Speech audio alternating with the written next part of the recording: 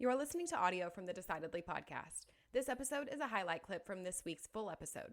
To listen in on the complete conversation, see the show notes for the link to the complete show. You can help us out by leaving us a 5-star review wherever you listen to podcasts. We appreciate every bit of your support. I'm Morgan McKittrick, your producer, and this is Decidedly.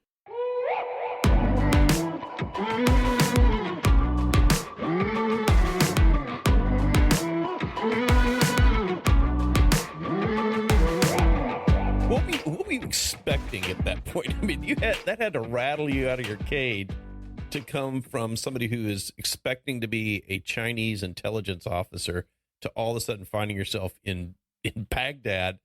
Did you sort of know what they were going to be asking you in a sense, or was that a shock? I had no idea. That's a great question. I had no idea what to expect. And unfortunately, I probably expected what, a non-military person would expect. And that's when you get attached to this great task force, they're going to have so many people that are great interrogators and they're really prepared for this. But when I got there, I realized, oh my goodness, none of these interrogators are getting these prisoners to open up.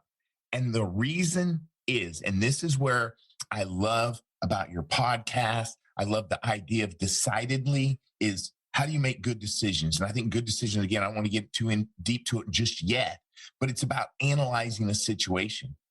And so when I realized, wait a second, they have interrogators, but those interrogators aren't experienced. Why? Because the Joint Special Operations Command had always had the mission of tracking down the most wanted people in the world. But the way they did that was through hostage rescue and taking out individuals. They would do individual missions.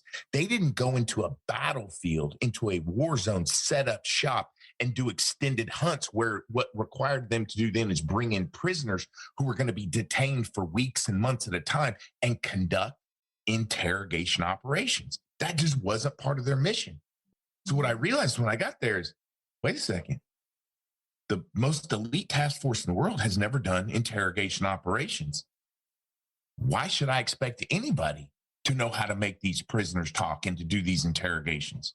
So when you think about, we have these images of what an interrogation looks like. If we've seen, Jack Bauer, coming in and, kicking the door open, there's a guy blindfolded sitting on a chair in a concrete room with a naked bulb hanging above it, and he smacks him around a little bit, and, we're going to, the gun to his head, tell us where the bomb is. I mean, that's my vision of what an interrogator looks like. How close is that to what's really happening?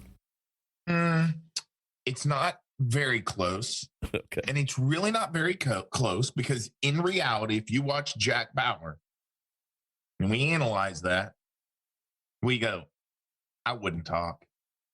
And that prisoner wouldn't talk either. And they'll never talk. Using those techniques, I'm going to tell you a quick story. In 2010, the creators of 24, the Jack Bauer, invited me, sent me to Los Angeles, brought me to the whole studio, had me watch clips of Jack doing his interrogations and said, teach us. And I said, yeah, okay, well, here's A, B, C, and D, and it's quite different, yada, yada. I told them the whole thing, and they said, that's awesome. Yeah, we can't do that. Yeah, that's not nearly as fun to watch. It's a movie. And I said, of course. That's why you guys do your movie, and please don't expect to do real interrogations because that'll never work. And It's not a time issue. I'll get the prisoners to talk quicker than Jack. It's not that way. Now, when I got there in 2003, I will tell you, none of the prisoners were talking because as interrogators, we were taught to interrogate using techniques for prisoners off a battlefield in a uniform, smoking gun, brought into a prison. When we get to 2003 in Iraq, the enemy, they're insurgents. They're insurgent fighters. They're civilians. During the daytime, they have a job, and at night, they're blowing up our soldiers. And when we bring them in, there is no chain of command. There's no uniform. There's no battlefield. There's no smoking gun. Prisoners were not talking. We weren't finding intelligence. We weren't tracking down high-value targets. That's what the scene was when I arrived in July of 2003.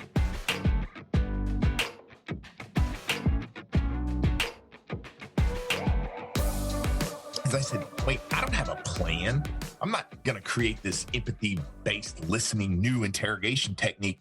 I've got to figure out what the problem was. And that's the key to success, right? Is when you say, what's the problem? And the problem is this. When you think about capturing a prisoner on a battlefield in a uniform, there's no debate of whether or not you're in the enemy military. You're in a uniform, you got a smoking gun. So when they're sitting in front of you, they don't sit there and go, you got the wrong guy. I'm totally innocent. The debate is, hey, I don't know anything. Yes, I'm in the, German military during World War II, but I don't know anything. I'm a nobody. There's the debate.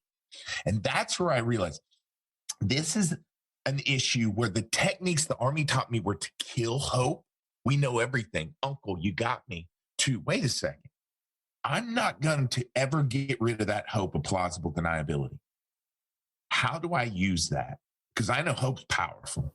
How do I use their hope to my benefit? And that's where the initial creation of the empathy-based listening interrogation technique spawned.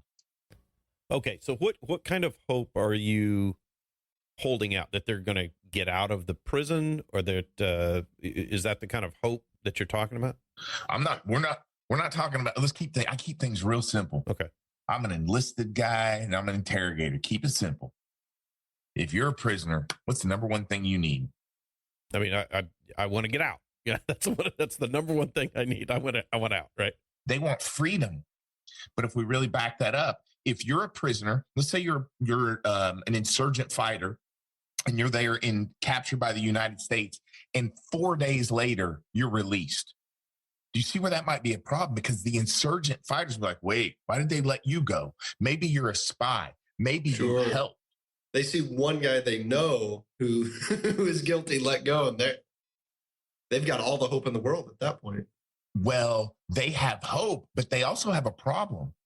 If you're a prisoner that got released and we've been capturing bad guys, the enemy's going to think you're the one that's helping. Mm-hmm. Do you see that problem? Okay. So the hope is to be released, but the deeper need is to be released without ramifications against you or your family. That's the need of a prisoner. And those ramifications would come from their fellow fighters or from the U.S.? From their fellow fighters. Okay, so if I'm captured, I want to be released, but not too quickly. Well, you want to be released, but you want to know that they're not going to come after you and think that you're the one that ratted. That is it. Sure. No, that makes a lot of sense. So these guys, number one, they're willing to go months and months and months without talking because they hope they get released. Just like, and you mentioned World War II, I'm thinking immediately of Viktor Frankl talking about how the Jews that survived the Holocaust were the ones that had hope and had a purpose for getting out, what they were going to do when they got out. Right. Even if that purpose was evil, they had something. I'm going to kill all these. I'm going to kill these guards. Right. And that they had something. Those were the ones that lived. Right. So when you found out that the secondary need was protection upon release, was that something that you found out immediately, or did it take you a minute to realize that that's what they were looking for? Great question. So as I quickly, first week, realized, oh my goodness, these prisoners aren't going to talk. And I said, I don't know what to do to get them to talk. I don't even know what they need yet. Let me just talk to them. As I started talking to them, I started to realize, wait a second. First of all, there's no Darth Vader. There's no Luke Skywalker. These are just people. They really are. I mean, I know, and there could be people on this call who say, wait, those people killed my loved one. I get it. It's a war. It's what happens at war. I'm just telling you, prisoners are just people. And when they engaged with me and they started to become transparent with me, it was only when I sought to understand their situation. But as they start to open up, then I realized, wait a second, they want to be released, but their biggest fear is their family that's still out there. So I started to get them to participate and really gain cooperation. They started giving me information. But what they would say is, but I can't take you to the targets because they'll know it's me. They'll kill my family. I've got these individuals really excited, really helping. How do I energize that hope?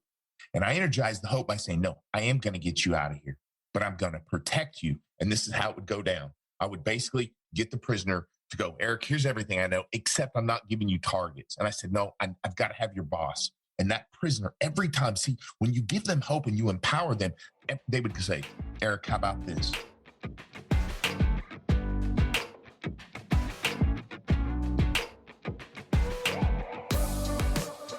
So once you started making progress, how did you immediately realize it was successful? Obviously you recognize the success and that you were able to see the results when people were released. But as far as the main mission of finding Saddam, how did that go? So I never thought we were going to find Saddam. We were just going to do our best, right? What I felt was this was the best strategy to gather accurate information in a timely manner for my commander. So now I will answer this. Sure. Now I want to get to your point because it's a great question. As I started to understand how to get these prisoners to talk quickly, and we're moving quickly, at the beginning of December of 2003, and I'll give you a reference, Saddam will be captured on December 13th, 2003 of this story.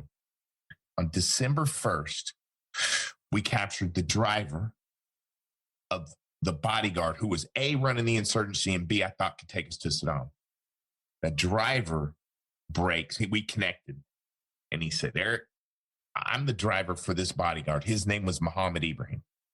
He said, I deliver all the orders. I deliver millions of dollars throughout the Sunni Triangle every single week. He goes, I deliver that money and the orders for every attack since this war began. I'm taking all orders from my boss. That's the bodyguard, Muhammad Ibrahim. He said, the bodyguard's taking orders from Saddam. And that's when we knew we are that close. If we can get that bodyguard, he might be able to take us to Saddam. That's the first time we saw, hey, we're fighting a good fight here, but we're getting towards the top. So the first time you really had hope of your own was in December. You realized, we're essentially 2 degrees away from 2 people removed from Saddam. That's correct. Before that, you said that you didn't actually think you were going to find Saddam. That may sound foreign to us. What do you mean you didn't think you were going to find him? It seemed like too big of a task. It seemed like the techniques weren't going to be successful. So I want to bring back a reference to you made about prisoners in war camps. Have you ever heard about the pilots during Vietnam war camps? How they survived, which ones survived? And they said, yeah, hope was there, but the ones who could not and gave up and ended up dying were the ones that would say, wait, I heard we're leaving now, or we'll be gone by Christmas, or there's no way we'll have to be here more than a year. So what I always knew was, wait a second, what if you don't find Saddam? What, are you going to quit? Sure. You think I'm working harder because I think I'm one step away? We worked as hard as we could, whether Saddam was going to get captured or whether we were just going after nobodies.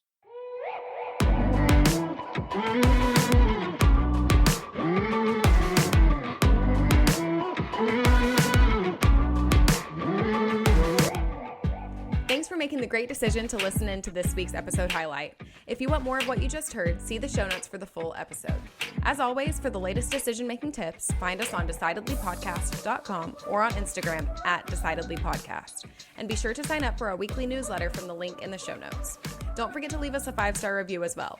We read all of your comments, so if you learned some decision-making tips today, let us know. Until next time, this is Decidedly.